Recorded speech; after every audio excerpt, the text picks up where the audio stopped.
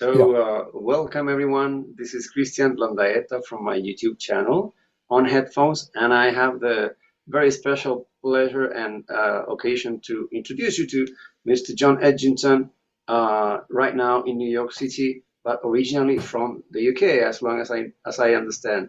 Good evening, John. Well, for me, good afternoon. yeah, Thanks for being here. yeah, sure. Great to meet you, Christian. Yeah. Nice to, yeah. Uh, yeah, I'm mainly in the UK still, but currently in New York for a little bit. Yeah. hmm hmm Are you in the middle of some work? I imagine, like one more of your documentaries or movies. No, the main thing I'm currently doing is it, it's it's what's called known as development hell, which is where you're constantly trying to get something off the ground that but there's always this problem of funding, Oh, I see. Yeah. and being able to get the access to the subject, and so that's it's a kind of the beginning of a work in progress. I see. Yeah. Yeah. Good luck with that. Yeah. Well, I Okay. have several questions here. I'd like to start. Sure. Yeah. Yeah. hmm Fire away. hmm I wanted to start asking you, what did you go after first? How old were you when you realized sound, vision, but also music were clicking in your mind as interests? I suppose when you were young. Oh yeah. Well, music music from very early, and early teens really. You know, I'm of the I grew up in a period when it's almost like rock and roll was being born. Um, I can remember at sort of the age of 9 or 10, my parents talking disapprovingly about rock and roll, and in the UK it was just the beginning where a film called Rock Around the Clock with Bill Haley uh, Right. was was actually being shown in cinemas, and there were sort of mini youth riots. You know, suddenly the youth of the UK woke up mid to, well, say 1956, 57, hmm uh, and they went crazy in the cinemas and started trashing cinema Wow. seats, and yeah, and wearing outlandish clothes, beginning to do that. So I was like, what's going on? And then, a year or two later, it was Bill Haley, the Everly Brothers, um, you know, uh, Buddy Holly, I should say, Buddy Holly, the Everly Brothers, and the whole beginning of a kind of sense of something that was to bring about the Beatles. But Beatles were very influenced by Buddy Holly and the Everly Sure. Brothers in their sound. Uh-huh. So I was just caught up in it right the way through. Went to a huge festival in the 60s, the Isle of Wight, big Isle of Wight festivals, and saw just about everybody. Uh, Lucky guy. yeah, Yeah. yeah, it was all going on. It was all happening. So that was there. And then, as far as the visual side, as far as being a documentary maker, I stumbled into it via journalism.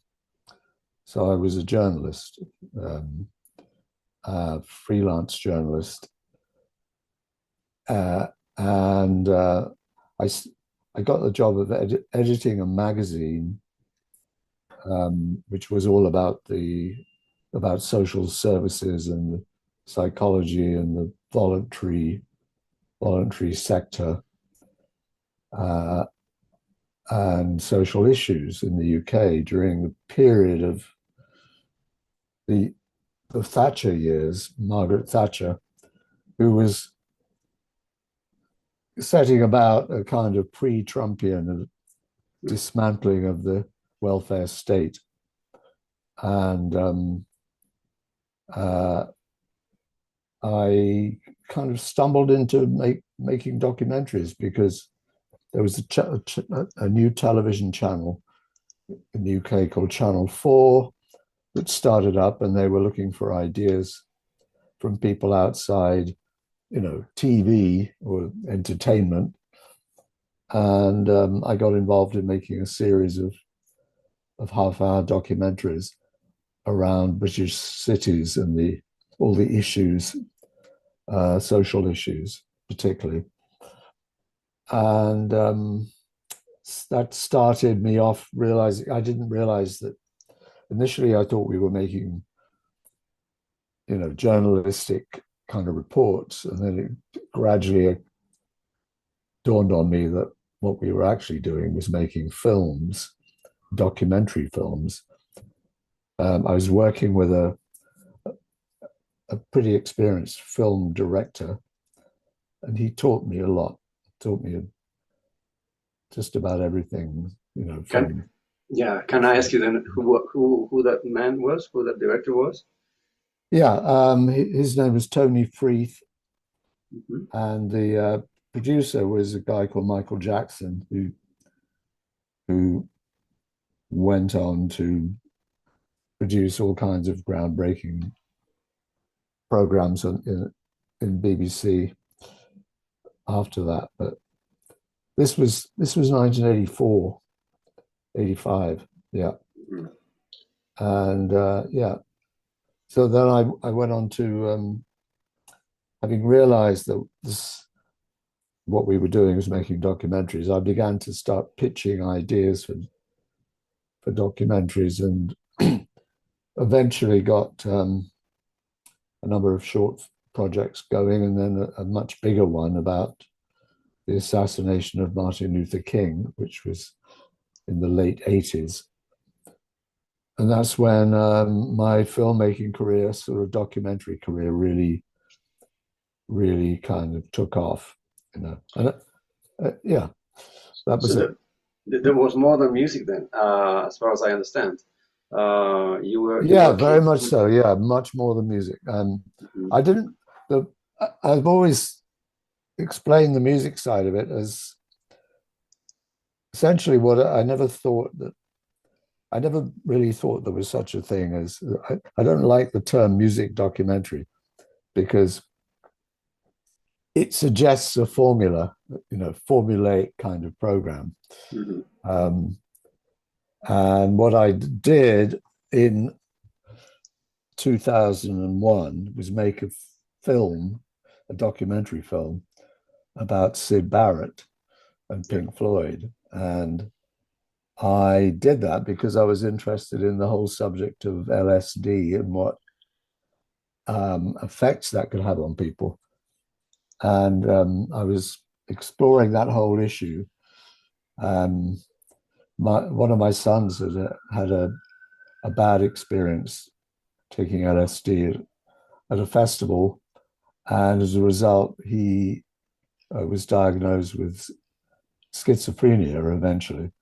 And I always thought that the LSD trips that he took were probably a contributing factor. Um, and I never really explored it properly in a film. Um, and I thought, why not choose somebody like somebody fairly well known Yeah. who had gone through that kind of experience and appeared to have had some bad effects as a result of taking LSD, large amounts of LSD. So Uh-huh. I chose Sid Barrett for that reason, and set about approaching his family and exploring, trying to involve Pink Floyd members, and then people started saying, "Oh, you've made a music documentary." Well, Mhm. it never occurred to me that it was a documentary about a lot of things. And music was part of it. Yeah, Yeah. definitely. There were two things, John. You surely did get the chance to see Pink Floyd live by the time they were with Sid. maybe not. And Yeah, then, I think mhm, I did go to the to UFO, mhm. the UFO club in early to mid 68. I have a vague memory of it. Um, Wow. yeah, Uh-huh. but it didn't really register that much with me, really. Mhm. It was just one of those. A couple of things registered much more was a whole weekend at the Roundhouse Theatre in London, which was a multicultural weekend, and I discovered reggae, Wow. and it was Yeah, this was early. This was like reggae was suddenly breaking out in I the imagine. back streets of Mhm. small venues in London in 69 even. Yeah, And 69, 70. about I say about your wish not to be known for making music documentaries. I suppose that choosing the title for one of these documentaries is essential, so Right, that right, yeah, don't people don't right, approach it from the music point of view, right. uh, to reach wider audiences and all that. Yeah, that's true. Yeah. Mhm. Mhm. So the original title of the Sid Barrett film was Sid Barrett, Crazy Diamond, and that was the original title um, when the film was first shown in the UK.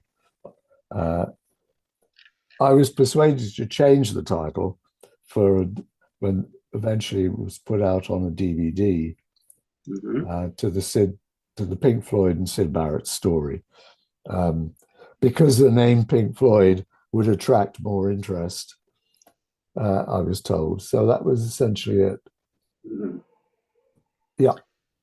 Yeah, I wanted to mention your production company, Otmore Productions, which has to do with a natural place. It's what do you call it? In nature, the origin of the word Oh Otmore. yeah, yeah, that's right. Yeah, yeah. Hmm. Yeah. I used to live there, in that area. Yeah, Uh-huh. yeah. Now, how But do you, how, yeah, go I ahead, was please. going to say, I think the thing to really mention give a big plug for, if you wouldn't mind, is the YouTube channel, um, John Edginton Documentaries, which is is currently right my one obsession at the moment. Is Yeah, getting people to watch it, because a lot of the interviews I did for, say, the Sid Barrett Pink Floyd film, the long form interviews are all on there on yeah, YouTube. yeah. People I, are really kind of responding to that. sure. Yeah. Yeah, I read you've been unearthing, as they say, your old 16 millimeter film and all that, which is quite Yes. valuable. Yeah, yeah. Yes. Hmm. Exactly. Uh-huh. Now, Yeah. how do you define, John, someone, a personality, a social, political, racial issue needs when it needs being documented among all the appalling number of issues around? It must be difficult to decide and say, well, this is first, then comes the other thing. Well, Hmm. that's a good question. I Sure. think. Well, I always go back to the very concrete thing, which is there has to be a story. It's very.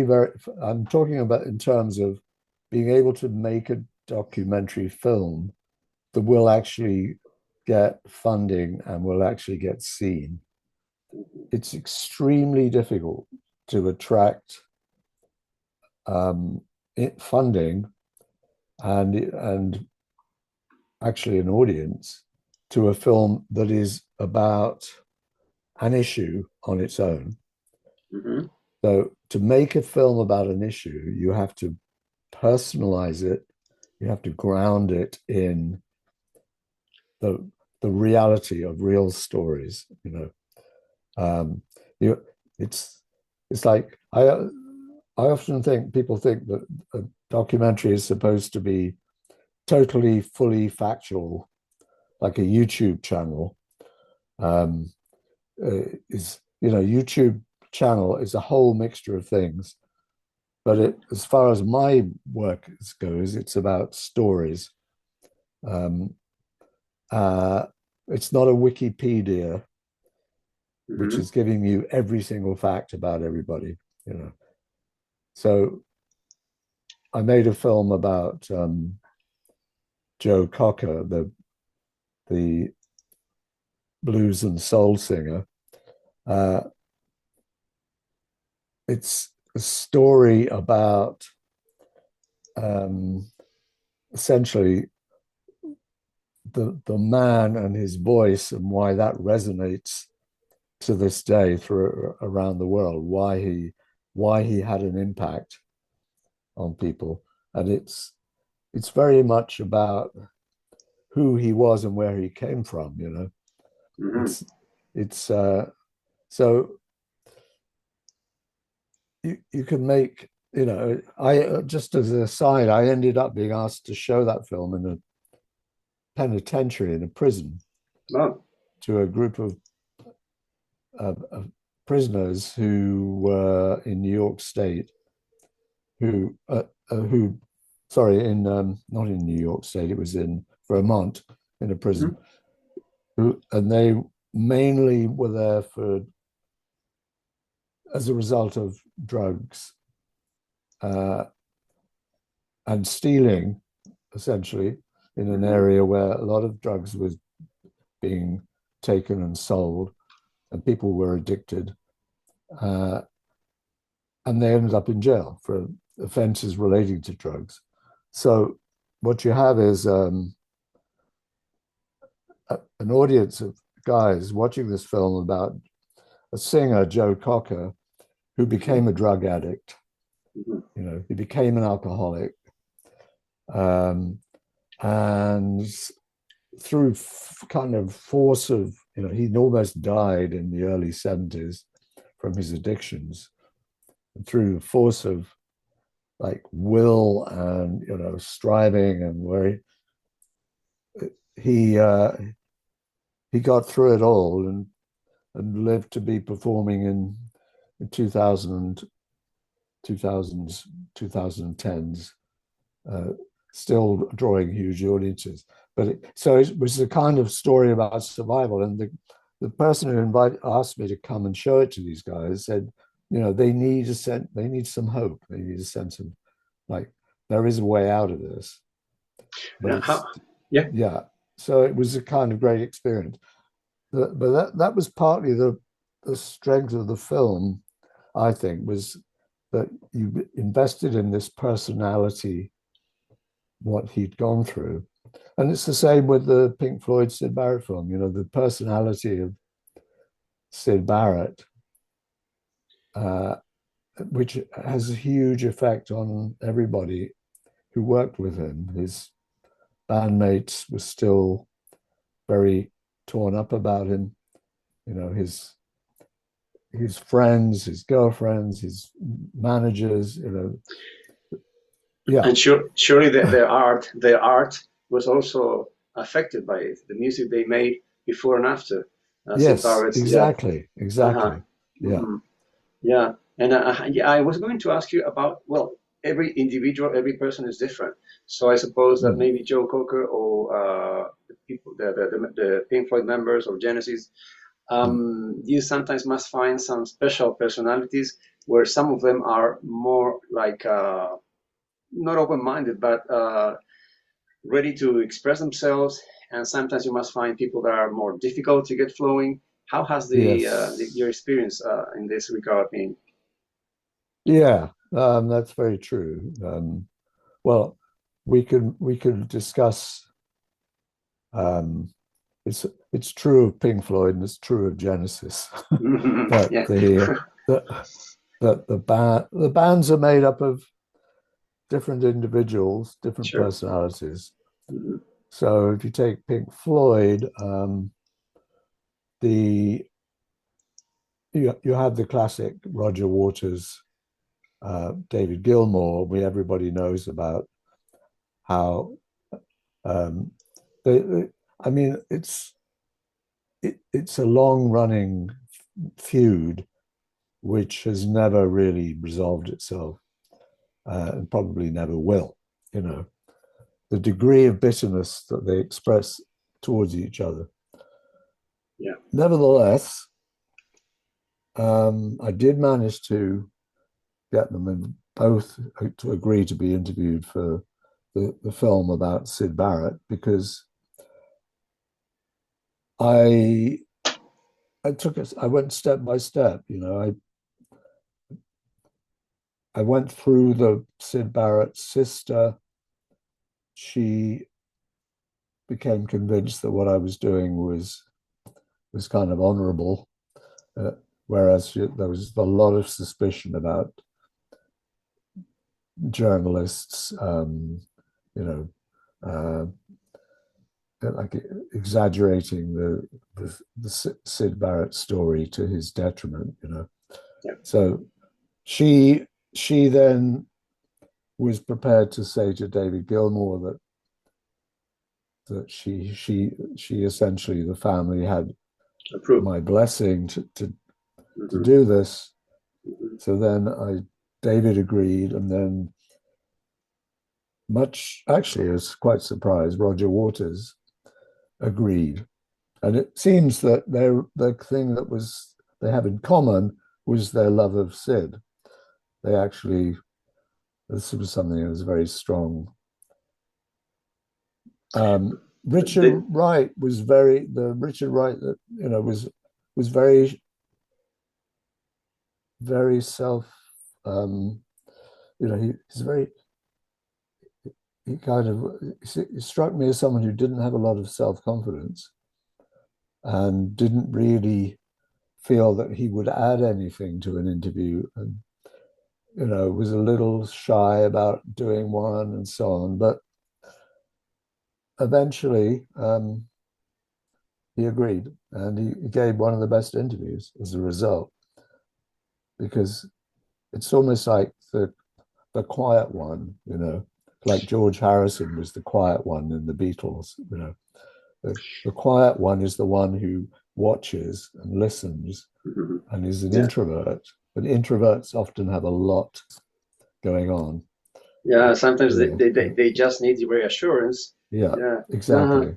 Yeah. And Uh, on the difficult people side of things, the Genesis, um, uh, I would say, is a fascinating mixture, because you've got Phil Collins, who's very outgoing, very friendly, mm-hmm. um, easy easy to interview, you Funny. know, Yeah. funny, really, Yeah. really amusing, Mm-hmm. and and on the other end of it, you've got so actually, I would say Mike Rutherford is the least open, the least, the most guarded in a way, and Mm-hmm. Tony Banks, who everyone thinks is difficult She looks in difficult. quotes, Yeah. It's so yeah. serious. Yeah. I mean, the thing. Well, I'll just tell you a little story, because I've always I've always tried to persuade the um, the famous interviewees, you know, drop your guard down. Let's do this interview somewhere that you feel comfortable. Don't do it in a publicity office, Mm-hmm. you know, or cram it into sort of half an hour somewhere where, you know, you've got a PR person or something, you know. Do it at home if you can. Spend time, you know, take the time, give us a few hours. So if you, with Phil Collins, I spent 3 days probably on and off filming and talking to Phil and getting to know him, and I have 3 long interviews as a result. And you know, it's absolutely brilliant uh, as a source for material for a 90-minute to 2 hour documentary. You know, as one character. Now, I said the same thing to Tony Banks and Mike Rutherford uh, and Steve Hackett. So Tony Tony and Mike initially both said, no, no, no, no, no. We never let anyone into our homes, you know. No, no, you're not going to do that. No, no. Mike never, never gave in on that. And so we end up having a fairly, you know, there's an interview with very little depth, under pressure of time, because it's in a theater and he's going to perform with Mike and the Mechanics, you know, an hour or two later. And it's Yeah, pressurized. I yeah. found it the least useful, but that was it. That's all we had, so we did it. Is yeah, John, if you allow me to say, it's very funny. I mean, not funny. It's very special because I never expected Mike Rutherford to be so very important in the decisions of the band, musically speaking, and that's Yeah, what they say. I yeah. thought it was Banks, and maybe yeah, Banks essentially. Well, yeah, Banks, I think I think he is the sort of engine of the band, but engine room man Yeah. but Banks gets, although he initially said that no, no, eventually he contacted me and said, look, it's fine if you come to our house. I've talked to my wife; she's quite happy with it. Mhm. Um, and I said, okay, well, can you give us a morning, you know, the whole. And he said, absolutely no problem. So as a result, I had like 3 or 4 hours with Tony Banks, very Mhm. relaxed, ends up being a lot of depth, a lot of detail. And, you know, it's a really, really interesting interview because he doesn't usually talk like this in such detail. And he's quite, in a way, quite self-critical too, which is unusual. Uh, you know, he really lets his guard down a bit, and that's really good. That's what you want. Steve Hackett gave a great interview. Um, you know, right Yeah. in his work Mhm. in his own very small edit setup, his mixing desk and everything. But Yeah. it was completely involved. Very good, very articulate. Really Yeah. nice interview. I But must say, yeah, yeah. Yeah. Rutherford, yeah, yeah. No, I was going to say, John, that I was surprised to hear Steve Hackett, who, by the way, I'm Genesis fans, and it's known, or I've heard that he wasn't very happy with the result of some of the parts documentary, which Yeah, I seems, know. yeah, Yeah, he felt like yeah, not enough time was given to him, etc., yeah. etc. I've had the lucky chance to meet him and interview him a couple of times, and Hmm. and I was surprised, and your interview was quite brilliant in the sense of getting some things that he never. I mean, I Yeah. wouldn't haven't imagined that he would say those things, and quite some Hmm. sharp statements about the band and the Yeah. relationships, and that was Hmm. quite interesting to Yeah. find. Yeah. Yeah. Hmm. Well, Steve and I have talked about this more recently. Oh. Um, uh, so um, I felt very bad about it Hmm. because it's a complicated situation.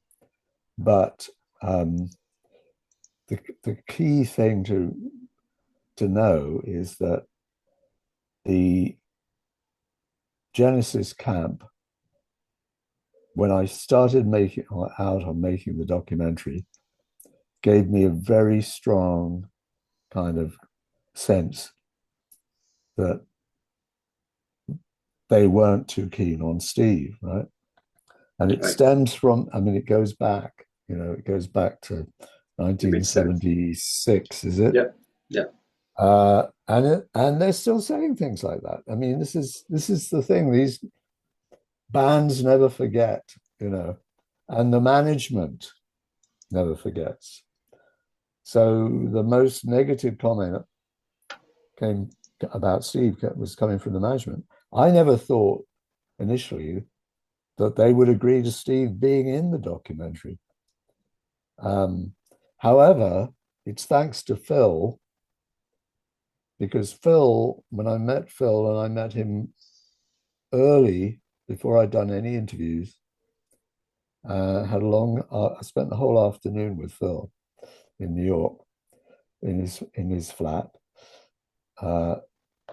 And he, at the end of our chat, he said, I think the thing is, you have to get everybody and you have to get us all in a room, sitting down, talking, including Steve.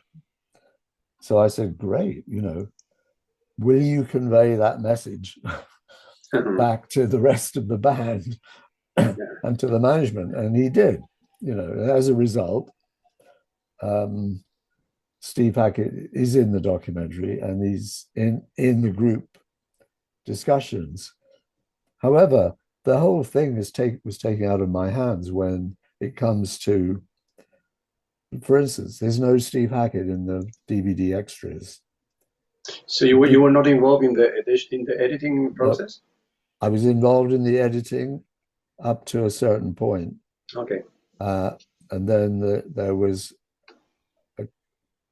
I've actually, I gave a long, detailed interview with an Italian journalist about this a couple of years ago. Mario,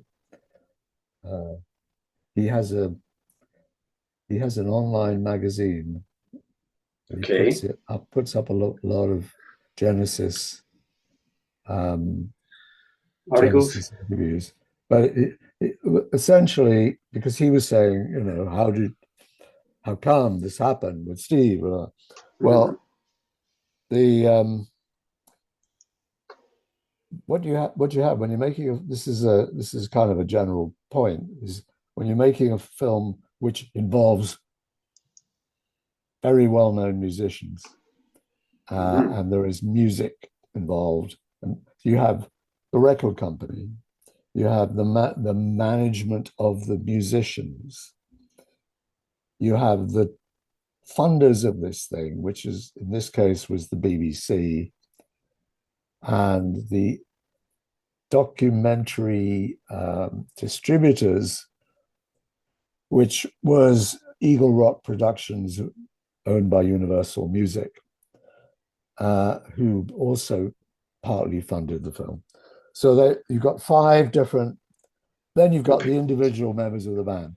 So when it came to it, we had a pretty great long, rough edit, show it to various parties, and all the hell breaks loose. There's too much of this, there's too much of that. Okay. And literally there was no attempt to acknowledge that Steve's solo career, for instance, should have a place in this. It was just like, that's not up for a discussion. So I think you've got the these old school management companies that run these bands. It's like Led Zeppelin was controlled by a guy, Peter Grant, who would insist on being paid with bags of cash before the band went on at Madison Square Garden. It's the same kind of mentality still. It's like, this is we will accept this, we won't accept that. I think Steve unfortunately got the rough end of it. It's rather strange because the end. I mean, the purpose of making these documentaries. I mean, I suppose that most of the producers and all the people that have an opinion on this would expect the documentary to be seen by fans, and fans are going to enjoy listening to every single opinion, and not I try to explain this to people. The purpose. This unfortunately, this is the big problem, right? Yeah. So the bottom line is Genesis, the management, essentially, who were Genesis in 2014? Who were the Phil was kind of out of action, not really that well. Mm-hmm. He's written about it in his book. He had a whole period of being um, quite, Mm-hmm. you know, almost an alcoholic, right? Yeah. It, by that point. So Wow. he, the two people driving force who were still like the keepers of the flame were Tony Banks and Mike Rutherford. Okay, so Tony Mm-hmm. Banks and Mike Rutherford have a discussion with Tony Smith, the manager, Mm-hmm. and they decide that they are interested in having a documentary about this, the history of Genesis. Mm-hmm. Um, of this, I don't know if this is a coincidence or the same time, but Eagle Rock, a production company that's made a lot of films about music, they had been trying for a long time to get a documentary made about Genesis, right? They'd filmed Peter Gabriel and put out some Peter Gabriel concert stuff, you know, so they really knew they knew the management very well. So they say, okay, you guys would like a documentary, we can help fund it. We'll go to the BBC and see if they'll put the money in, right? Mm-hmm. So at which point the BBC say this is a good idea. Um, who's going to direct it? So my name came up at that point because I'd made the film about Pink Floyd and was well known film. Actually, the story of Wish You Were Here, which was Yes.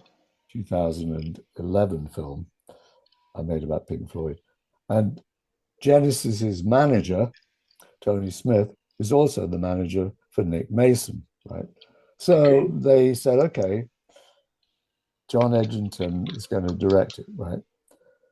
Now, at this point, you would think this is going to be a film for the the fans. You'd be wrong, absolutely wrong, and this is the whole thing. As far as the BBC is concerned, this isn't a film about for the fans.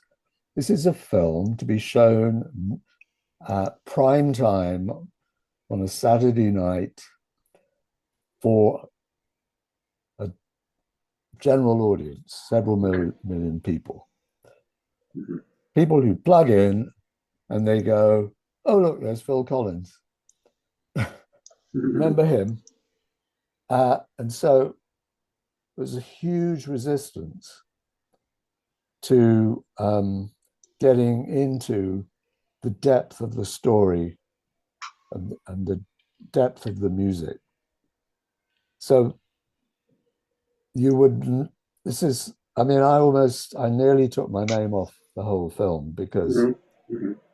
the key person at the BBC came to the first viewing of a rough edit, hated the first 20 minutes. She didn't like Peter Gabriel, thought it was too dark. Okay. Who cares about all this stuff? It's all a bit weird. Supper's ready, all that, you know. Awful, terrible, terribly weird. What a huge sigh of relief when we see Phil Collins singing, you know, in 1981, Mm-hmm. singing hits, Sure. the hits. We all remember the hits. So this is the reality, you know. This is unfortunately to get things funded and to get things made. So I had this huge, you know, this was one of the least pleasant filmmaking experiences I had in my entire career. Um, I walked away from it and thought, you know, that was awful, terrible. I was surprised when the film was shown especially in America on the Hmm. American television. People actually liked it. They got all these, you know, and so I thought, okay, that's that. Yeah. Um, Yeah. however, 8 years later, or whatever it was, 2021, I started this YouTube channel. And I discovered on old hard drives that I'd got some footage Hmm. left from the editing. It's not good quality, it's low resolution. But I started to look at it and I started to look at these interviews, the long form interviews and say, whoa, this is some good stuff here. It's stuff that no one ever saw. Uh, and then I never thought that I would be able to get access to the discussion, 5 people Hmm. sitting in the group. But when you look at that, um, you'll think, oh, it sounds terrible. You know, there's all the camera is all over the place. Uh, this is this is because it's taken from the most low quality edit, Hmm. tape for my viewing value purposes, not to even attempt to edit it or anything. And it's on my hard drive for 8 years. And the only sound is coming from one camera mic. There were 3 cameras. The only thing you're seeing is one camera because it's the only thing I've got. So I thought, do I dare to put this up? And will anyone Oh, you want to did look at it? well. Yeah. So, Yeah. I mean, and then Genesis management or somebody tried to get it taken down. So I Wow. had Yeah. a whole thing about that. And I re-edited some of it. Uh, you know, however, I've struggled through it, and as a result, there's a lot of material there Thank you. Thank you. Thank for you for that. Yeah. which is for the fans. The fans love this. Absolutely. Yes. Yeah. You That's know, what I was saying. It's in the end, it's for them most. it's for the fans. Yeah, Yeah. and this is So I see. the Yeah. reality of funding is these things would Yeah. never get. It's Unfortunately, they'd complicated. never get made if they weren't Hmm. funded, and there are always going to be these self-interested Yeah. parties. Unfortunately, Now, yeah. John, yeah, there's lots to say, there's lots more to talk about this, but how do you handle difficulty or detractors when exposing and reporting unwanted or silenced facts that hasn't been covered by regular press? I think that one of the examples is like, I suppose, Revelations, Divorce, Jewish Style, and other documentaries not related to music. So how difficult is this path? And you must have, lots of care, and you're going to face difficult people, complicated and unwanted situations, I suppose. Yeah, very. You have to get trust. I think trust is important. Hmm. Um, and there's an interesting one, very. I mean, probably one of the most difficult films I've made. Hmm. Um, well, I've made several really difficult films actually, but one of the most difficult is a film about a guy called Mumia Abu Jamal, Yeah. who's a who who's who was on death row when I made the film. Hmm. Um, he was accused of killing a policeman in Philadelphia in 1981. And he was also he's an African American. He was a radio reporter and journalist, and he was facing potential death penalty. He's actually no longer on death row, but he's still in jail, probably for the rest of his life. Um, and I set out to make this film um, in a small way with a very small budget. And then it was seen by the small film was shown in the UK and was I took it to HBO Mm-hmm. uh, in America, and they said if you can get an interview with Mumia in jail, we'll fund a bigger film. So, cut a long story short, Mm-hmm. I jumped through a lot of hoops, but we did get into the jail and filmed an interview with Mumia in spite of a lot of difficulty. So, I also managed to get interviews with some of the key people who believe he's innocent, people who believe he's guilty, like including the chief of police and you know Mm-hmm. um, the key prosecutor. Uh, so when the film was about to be shown on HBO in the US, HBO put out an ad in a number of. They put an ad in Time magazine, I think, and in Mm-hmm. one or two other places about the film.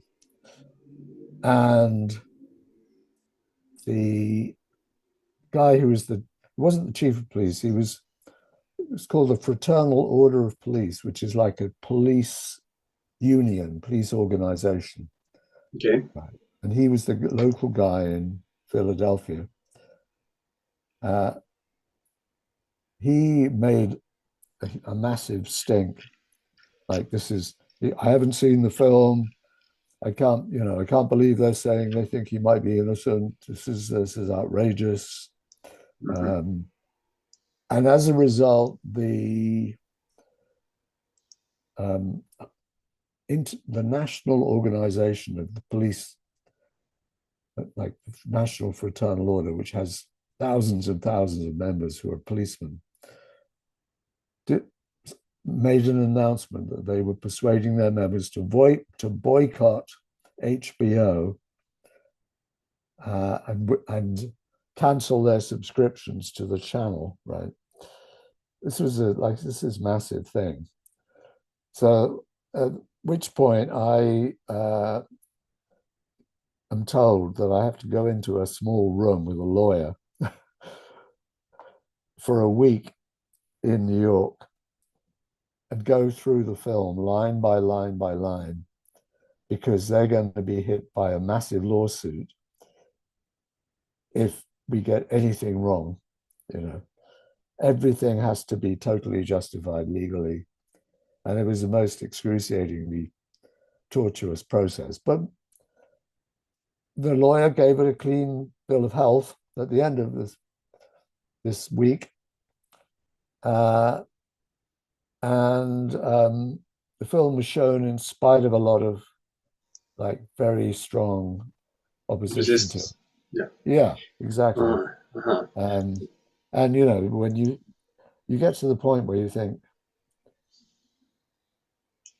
the documentaries are not really well, you know, we're not feature film directors. We're not, you know, it's and you spend an awful lot of time before and after you've made the film being unpaid. You're not, you know, you spend your time developing the idea and you you write your pitches and you spend a Mm-hmm. lot of time in meetings and so on. And then when it gets that difficult and that hard uh, to get the thing actually finished and made, there's so much opposition. Yeah. You start to wonder, is it worth it? But then Exactly. the answer to me is, well, that film has become a huge campaigning Mm-hmm. tool Mm-hmm. for anti-death penalty movement. And Mm-hmm. film was shown in lots of different places. You know, it's had at least it's. I made it in 1996, right? Yes. It's still being shown. It's still getting referred to by anti-death penalty people, and also it was very helpful to his lawyers actually too, because they managed to get a whole lot of stuff that we put in the film looked at again as a result. I mean, he's still in prison. You know, there was some hope that he might get pardoned by Biden, but it didn't happen. So he's probably going to stay there. But yeah, that's a good example. Difficult. Yeah, I was going to say that in the end, controversy also contributes, no matter if we like it or not. No one wants controversy, but anyway, it creates some, being talked about. Yes, Yeah. yes, Uh-huh. So I was supposing yes. as well that I was going to ask you something that I think you already answered. I was going to say, what have been some borderline works, movies, documentaries you were about to abandon due to the difficulties, and how did you finally tackle it all? I think this is one of the cases, the one we're talking Oh, about, right? Yeah. oh yeah. I mean, I think there's a great documentary I thought of making, which is the, essentially the films I never got made. you know, Yeah.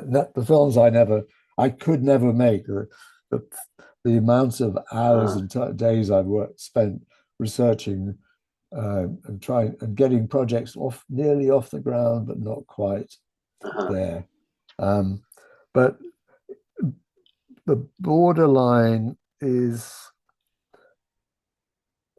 there is a point sometimes where you think trying to think of a good example. Uh-huh. You might think um, there's no way I can sustain this. It's just forget about it. It's not going to happen. So yeah, And you mean for your mental health yeah, and yeah yeah, safety?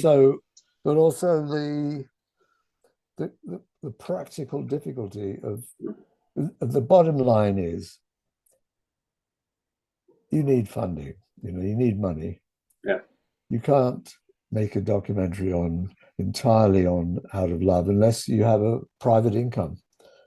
And some filmmakers have managed to make films with a private income and taken them to great interest, to great heights.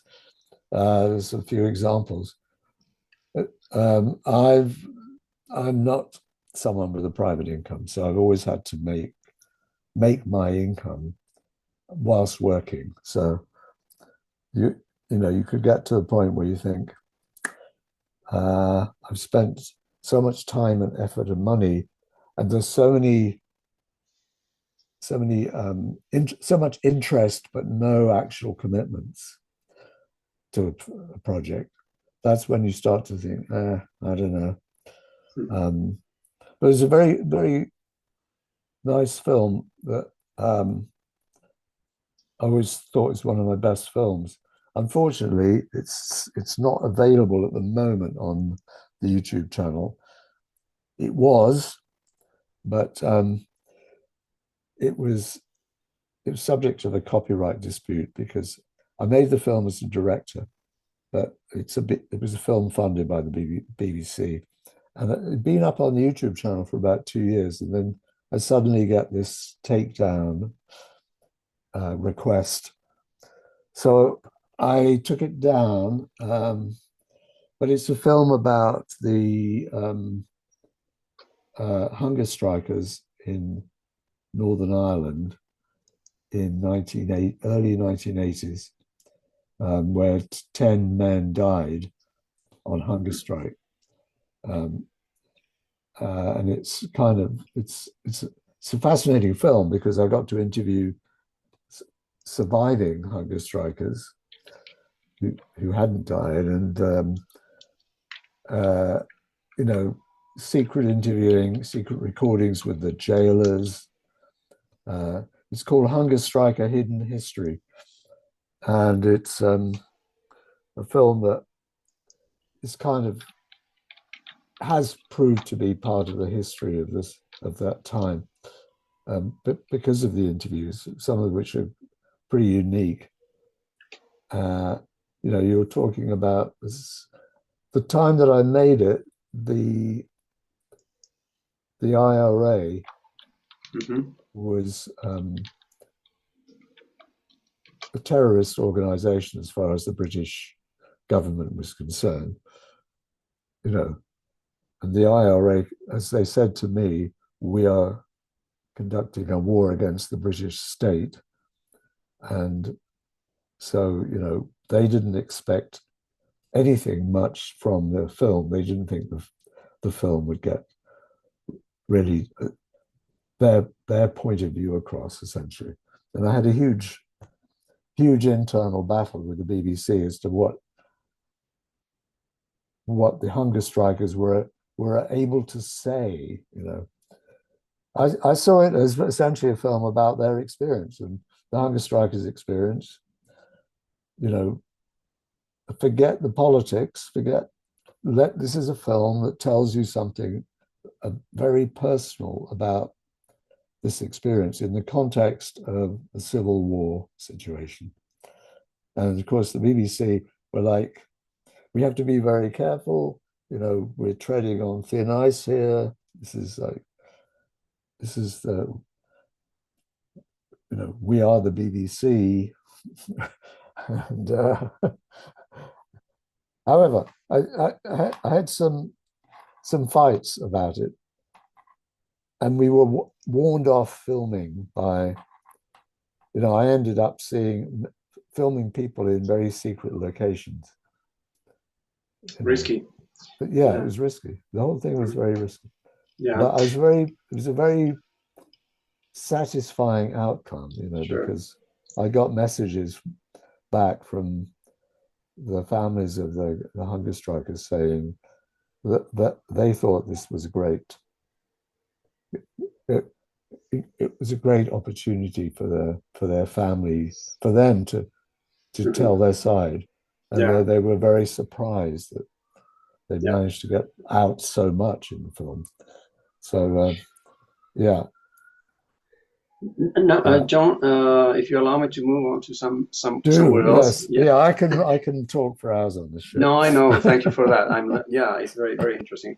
Now, in 2011, you became the writer and director of a documentary about a man that we all Pink Floyd fans know very well, and other bands as well, Storm Thorgerson, who passed back in 2013.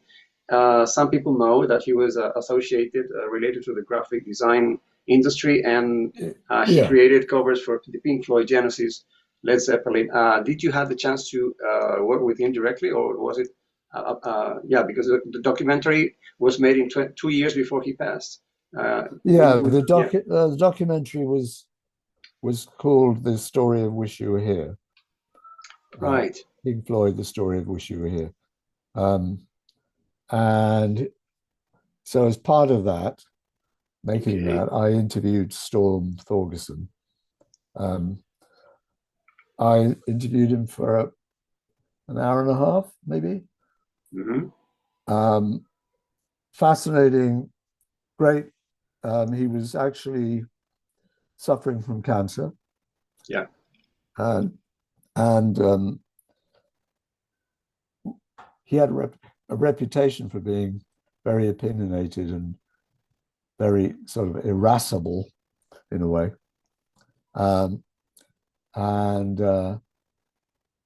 He was, he was trying to tease me all the time, sort of prodding away about my questions and about how I was, what I was asking and why. But we ended up having an interview, which is really about his whole process and making the key, the iconic covers of a number of Pink Floyd albums, and thinking of one of them has got a picture of a cow on it, Yes. And that's there's a fascinating piece there where he talks about why a cow, why would he use that, but also the philosophy behind his idea of what attracts people to an image, and how they developed the whole idea of the "Wish You Were Here" album cover, which was the burning man, yes, the man on fire shaking hands with a businessman. There are two businessmen, in a sense, in suits.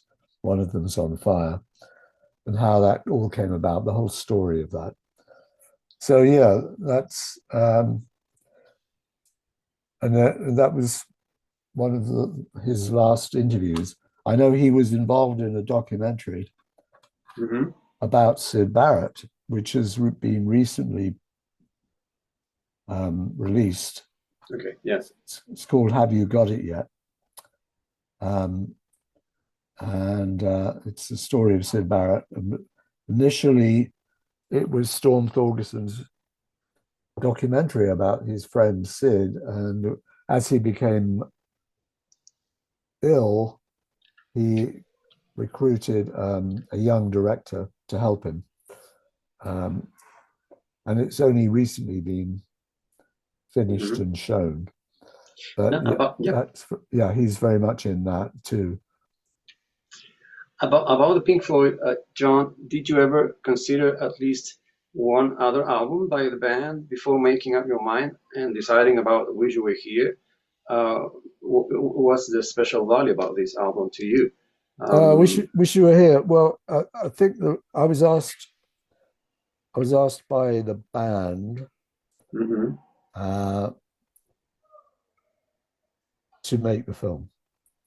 And when I say the band, I was asked by one I know section of the band.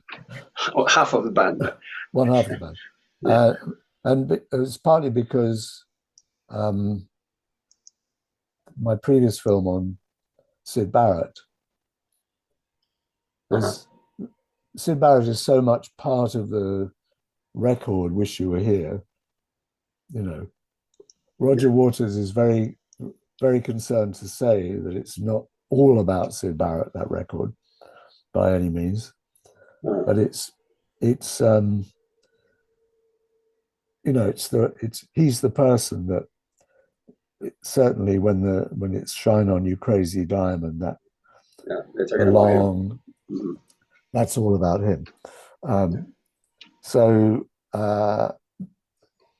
That's the reason that I got involved in that film, and it was a great experience making it, because initially, I'll tell you this, and it's not really a secret anymore, I don't suppose, but the idea was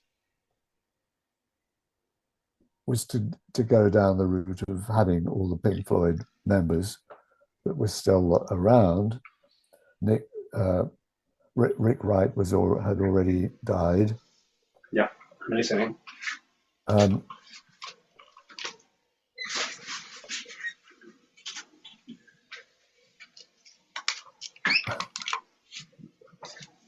Sorry, I needed more lights. That's good. Yeah. Okay, sorry. Yeah. So essentially, it was going to be, will Roger take part? Because David Gilmour was keen to do it, right? Well, the word came back from Roger that he would take a look at a rough cut of the film once it had been put together and everyone had been interviewed, including David, and then he would decide if he would take part and contribute in the interview. So in other words, it was based on what he thought of what I did, essentially, what I put together, and whether this was going to be good enough for Roger. So that was the process. Eventually, we shot a lot of different people, did the interview with David, edited the whole thing together, and sent it off to Roger. And he called me up and said, "Not bad. It'd be a lot better if I was in it. So I'll give you an interview." Yeah. You made it. Yeah. So then, we had the interview with Roger, and then, of course, when it's driven by the band, the whole project, Hmm. um, they want to see it. And of course, there was a whole area of, um, you know, working out exactly what the truth was. Whose truth is truth? Yeah. Well, This is that's the the fun. thing. That's This the is the fun of it. thing, isn't it? Like Yeah. Roger's truth is not quite the same as David's truth. Like who wrote the song "Wish You Were Here"? You know, how was that written? David says one thing, Roger says another.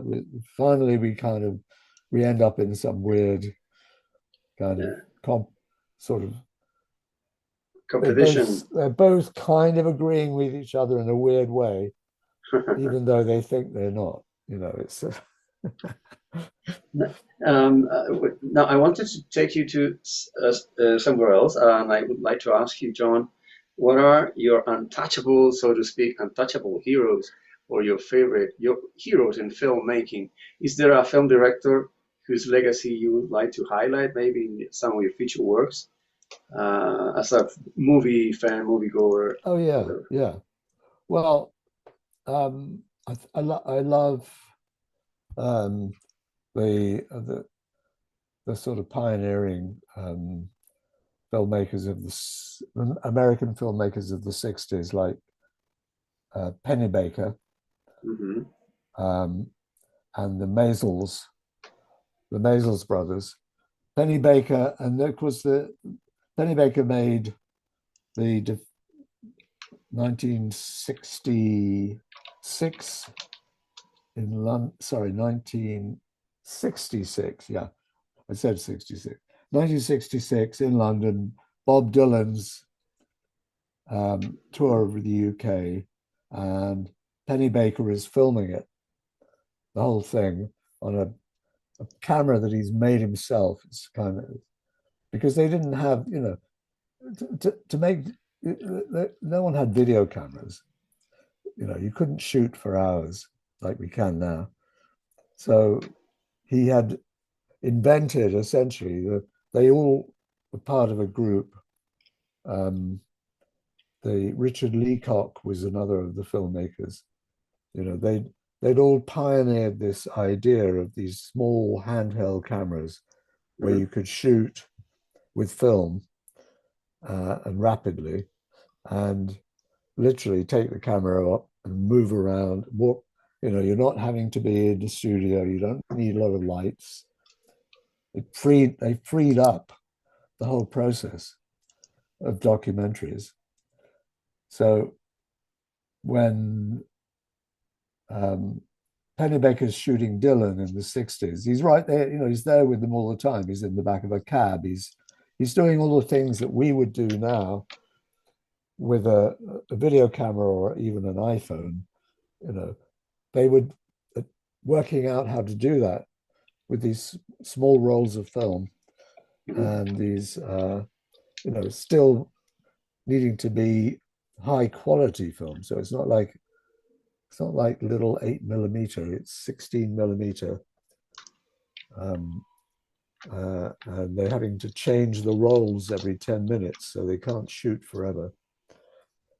Um, so I love those films. There's the film of the Stones at Altamont by the Maysles, which is called Gimme Shelter, Hmm. Yeah. which is fantastic in the same kind of pioneering way. But also that's got this really stark the killing of a black African American in the audience Sure. Yeah. by the Hells Angels Yes. and Jagger and Richard and Co. being shown this footage by the filmmakers back in, you know, in their edit a few days later, you know, and how they react to that. And there's a lot of this all fascinating material there. So I would name them as one. Um, Wait, sorry, were Herzog you? Yeah. Herzog is another. You know, Okay. Yeah. um, yeah, he's um, Werner Herzog made made some great documentaries. You know, his film Grizzly Man, for Sure. instance. Yeah. Um, it's really powerful. His films about death row. I mean, Yeah. what he manages to do is kind of get to the core kind of human side of, you know, there's always a moment in a Herzog film where you're really almost physically affected by the humanity in it. And there's uh, there's one, but he made a number of films about death rows. I think it's a kind of series. And there's one thing that I always remind of, where he interviews um, a guy who's in charge of the electric chair. Was it the who injects the who's in charge of Oh. arranging the execution, right, in a jail? And he manages to get to the through the layers of this guy's resist. You know, he gets to the humanity inside this man when the guy tells him that he that on his way to the interview that day he ran over a squirrel in the road, Mhm. right? And he's he's tearful. He's literally tearful Yeah. on the camera in the interview about the death of the squirrel, and he talks about it like it was a terrible thing to see, you know. And that's to me is brilliant filmmaking, because you don't need to say anything. I mean, that's just the the awful kind of truth of that this man who puts who It's part of has the process. institutionalized job Yeah. of putting people to death And no one, is, no one, you know, somewhere no. in there there's Mhm. something else going on about death. Exactly. Yeah. No one is Yeah, wondering about this guy. No one is not, really wonders exactly, about his feelings, and yeah, and exactly, how much more exactly. he can take that. Yeah. Now, I, I was going to say to ask you, what are your feelings, John, about today the mobile technology? I'm very critical about it, but it helps so much. This is making common people making, I mean, making common people making photographers or even video makers mm, these days. mm, Isn't mm, it a double-bladed modern day feature? I think it's great that everyone is taking pictures. I myself I would love to take pictures when I was in college. I've always loved photography, but I see everyone is taking pictures and making videos these days. Isn't that yeah, great? Yeah. yeah. What's your Uh, feeling about that? well, I do have. I think it is great in a sense, but I Mm, do think there is in a there's something that it's misleading to young people to a degree, yeah. because I think everyone thinks, oh, you can, and it's easy to make a documentary now. Everyone can make a documentary, but and of course there's a lot of media studies courses and a lot of filmmaking Mhm, classes, and I occasionally go and talk to documentary students or film students. mhm. Uh, and I always try to say, you know, you've got the tools, right? But it's sort of like what's going on in front of that camera. You know, you can, unless you have it in your head, unless you're really clear Exactly. about what is this, what is the purpose of this? How will it be structured? Why am I filming this as opposed to that, as opposed to that? Where will Mhm. all these bits fit together? Um, where will it? Who will look at it? Who was he? Yeah, was the Yeah, intention? Yeah, what's the yeah, purpose, as you say? yeah. Yeah. Um, Mm, and these are all very hard questions. And always, uh, you at the end of the day, there's a lot of people who shot a lot of stuff who end up asking people like me, because sometimes I act as a consultant. They say, yes. I've got hours and hours and hours of footage. I'm lost. I'm lost in it. I don't know where it's going. I don't know what to do. And there is this sense in which, well, you shot maybe 60% of that, 70% of that. Hmm. You could, why? You know, the core of what you need is maybe 20 to 30%, right? And if only you'd thought more about that core, what is this about? Why do I need to shoot that for hours when probably my deepest instinct is telling me this is a waste of time? Yeah. Go and focus on that. And that bit there you could have got so deep, much deeper, but you never put too much thought into that. It's all Hmm. about that really. It's Hmm. getting Yeah. to the depth. And the young people are exposing themselves too much these days without knowing what it can end. Yeah, they Yeah, risk the safety sometimes. yeah, yeah. That's true. I mean, I Hmm. do think it's a great democratic tool, filmmaking, and I think Hmm. that if some of the most remarkable things. I mean, they go back a long way, actually. The big event of the Los Angeles riots Hmm. in the 70s, we're talking about, right? But Yes. remember, there's a guy called Rodney King who was Hmm. severely beaten by the police on the street.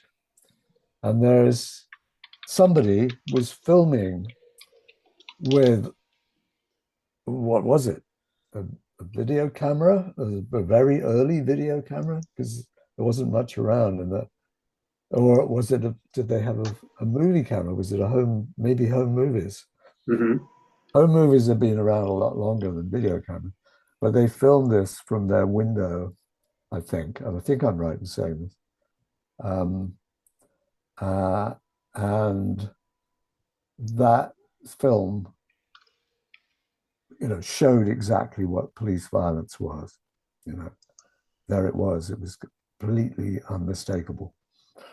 And that was, that is democratizing filmmaking in a sense. Sure. In, Yeah.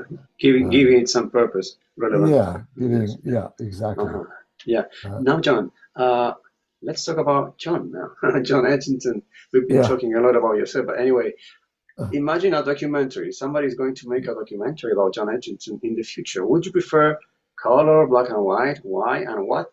Three aspects, or yeah, three aspects or some aspects of your professional life would you like to be considered and essential in this documentary? Strange question. uh, um, I probably look better in black and white. Sort of slightly less very less artistic. Yeah.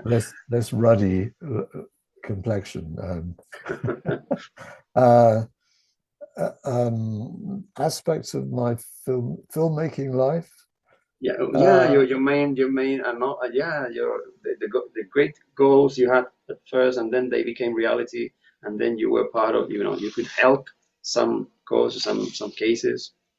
yeah, I mean, I think I always feel that the sense of getting to the heart of something, and the thing that I love about the best documentaries quite often is that they show you a world that you wouldn't otherwise see. Yeah. And I don't mean necessarily kind of a remote or you know, I, or a kind of exotic location or exotic community. I don't necessarily mean that at all. I mean, there's a world that you would hardly ever see. It can be right on your doorstep. Right. And some of the best documentaries show you that, you know. Um, I made a series of 3 films for Channel 4 in the UK about the Orthodox Jewish community in Manchester, in England. And this is a small community of Orthodox Jewish uh, who live their lives pretty much um, paying adherence to ancient biblical laws, essentially. Uh, they they they eat, they sleep, they go to school, they shop, they run businesses. Everything is according to their laws of their religion, but orthodox. And they're right there in the middle of Manchester, a small community, and um, to to go into their houses and to meet them and to take part in some of these events is a fascinating eye opener to me, and also to everyone who sees the films, who you know, to hear why these things happen and why they have lasted for so long, and what is, there's always these questions around, like, um, and I tried to make a similar film about the Sikhs, the Sikh community. This Okay. is a fairly large Sikh community in West London, near Heathrow Airport. And the reason they're all living in that area, there's like Sikh shops and Sikh mosques and so on, is that they arrived at some point during the sort of late 40s, I think, time of Indian independence. And that was the nearest place to the airport. That's where the community started to take root. And, I set out to make a film about that community. And unfortunately, the funding wasn't there. Channel 4 kind of, there was the person I knew who was helping me with the Jewish law films, he got his job changed. So we started out where we made a short film about the Sikh community, but we didn't get any further. It was absolutely fascinating as well, you know. But, and I think it's going into these worlds. You're very privileged. This is the thing, as a filmmaker, if people invite you in, they do it with a certain amount of trust, and you feel like you want to repay that by being honest and being clear with them as to how this might turn out, or the implications for them when it's shown. It may not necessarily be always, oh, isn't this great? I'm on TV or whatever. It can have negative implications too, and try and explain that to people too. I mean, there's a lot of, you have to have a kind of sense of morality behind it. Yeah. Or you're just exploiting people, essentially. Exactly. Yeah. Yeah, I suppose you don't have to be biased and you have to be honest and straightforward, Yeah. and keep your real points of view, your real values, uh, Yeah, in the exactly, center. Yeah. exactly. I Hmm. mean, that's a big question because Hmm. you can you don't have to reveal your own views. You might have a very different opinion from I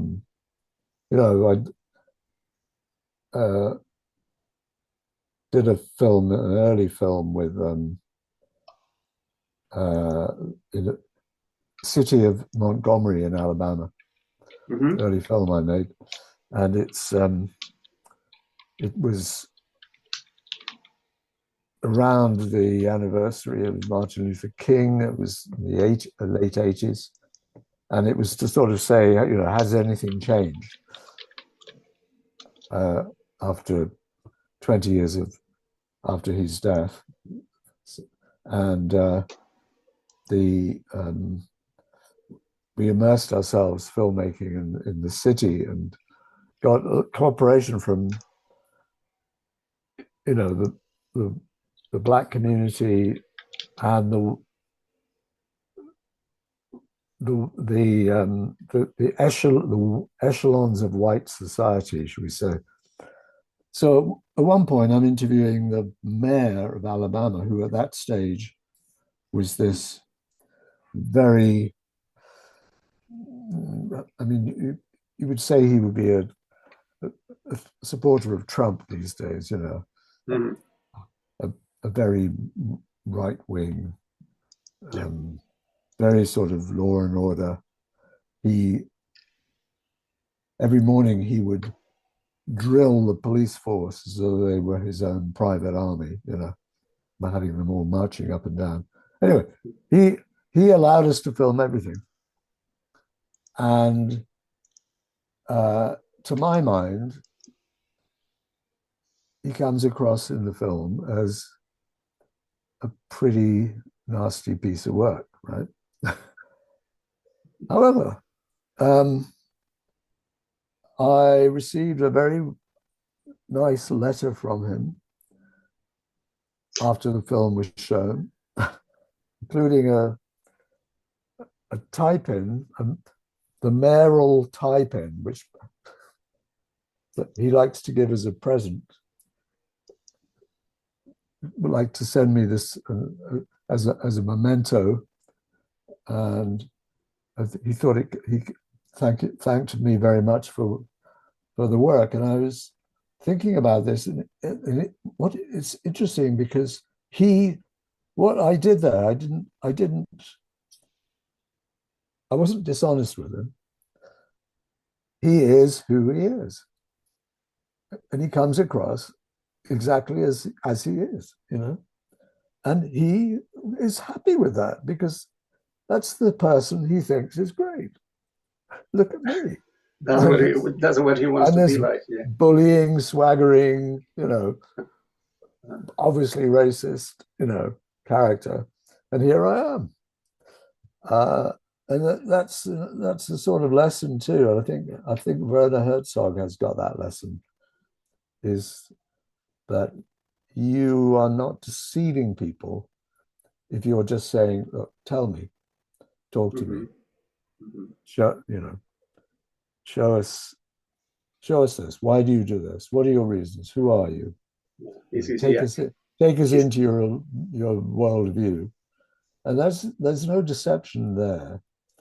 I mean, I think if you then show it in terms of like, look at this bully, but to me, the best documentaries don't do that. The viewer they let people, yeah, realize, yes, exactly the viewer yeah, make their own notes judgment. of it themselves. Yeah. Yeah. Uh-huh. Yeah. Now, John, this has been a really interesting conversation. I would like to ask you my last question today, and it's what's cooking, as they say. Any pending, any pending goals in your wishful thinking folder? What's something that you've been really wanting to achieve, to make from many years ago, or maybe something that you thought, oh, something new, maybe some new reality. The world has changed so much these days. Yes. We Yes. realize that we are Yeah. all like kind of aggressive, more everything about the global warming. Yeah, Is yeah, it true? Is not true? yeah, Everything is like showing a different, very yeah, sharp, harsh yeah. reality these days. So what's your feeling about these possibilities of putting all these together and showing it in such a manner that makes everybody maybe think about it and maybe reach a better state? I don't know. Well, that would be fantastic to be able to Hmm. do that. I think it's a challenge. Yeah. That's a big challenge. I've made I was thinking of probably three films in my career about which were very much environmental films. Um, Two of them are actually on the YouTube channel.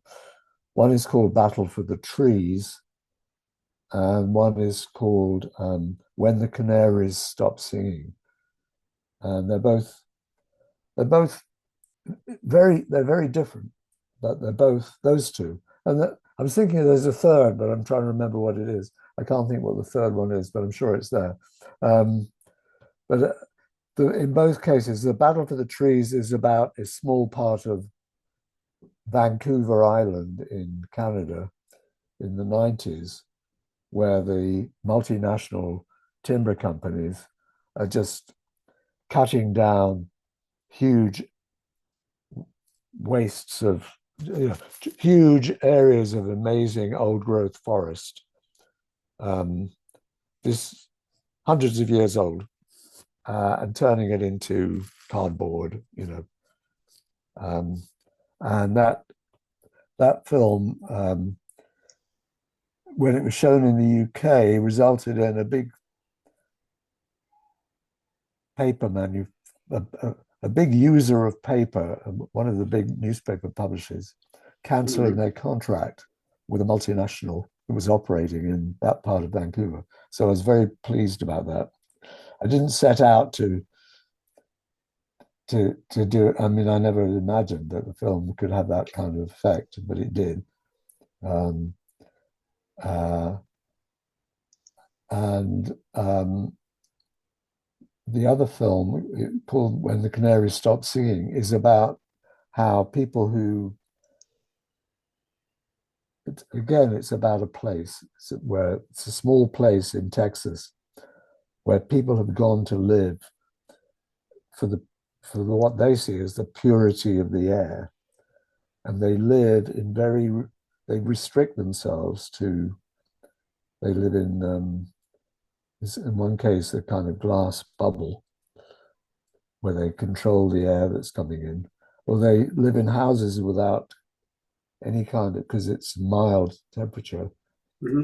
They don't have any heating. They don't use gas boilers. They don't, and it's all about how is what is the it's called. It's about really. It's called chemical um, in, a chemical illness affecting people, and some are very serious. Some are obviously very seriously affected. There's a young woman who was jogging and she was sprayed by a plane spraying insecticide. And Hmm. she has terrible defects as a result.